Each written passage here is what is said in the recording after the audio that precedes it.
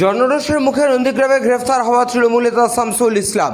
ছোড়া হলো ডিম, জুতো দেখানো হলো, তোলা হলো চোর চোর স্লোগান। গতকাল মধ্যরাতে নন্দীগ্রামের দাউদপুরের বাসিন্দা শামসুল ইসলামকে গ্রেফতার করে এনআইএ সহযোগিতায় ছিল নন্দীগ্রাম থানার পুলিশ।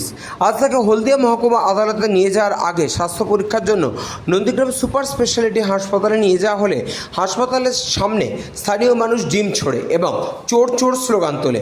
পুলিশ জনরোষের মধ্য দিয়ে তাকে উদ্ধার করে আদালতের উদ্দেশ্যে নিয়ে যায়। নন্দীগ্রাম থেকে সৌম্যজিৎ চট্টোপাধ্যায়ের রিপোর্ট, চ্যানেল 24/7। কি বলবেন কেন চোর চোর করছে? দেখুন, এই শেখ শামসুল ইসলাম একটা ডাকাত 2022 সালে গাছ চুরি করেছে, এনআরজিএস এর টাকা চুরি করে 93 লক্ষ টাকার দুর্নীতিতে 63 দিন জেল কাটিয়েছি আমি হাইকোর্টে মামলা করে তৃণমূল কংগ্রেসের ভরা যৌবনে। তার পরবর্তীতে 17 এপ্রিল আমার বাড়িতে ওর ষড়যন্ত্রে নিজের দাঁড়িয়ে থেকে বম মেরেছে। সেই বম এনআইএতে শুরু হয়েছে, তারপরে কাঞ্চননগর স্কুলেতে মামনি জানারপুরে বম মেরেছে, একাধিক মানুষের উপরে অত্যাচার করেছে। তার পরবর্তীতে কোটি কোটি টাকার দুর্নীতি, তারপরেতে মায়েদের যে ইজ্জতহানি, এই শেখ শামসুল ইসলামের ভয়ে দাউদপুরের মানুষ ভয়ে বেরোতে পারতো না।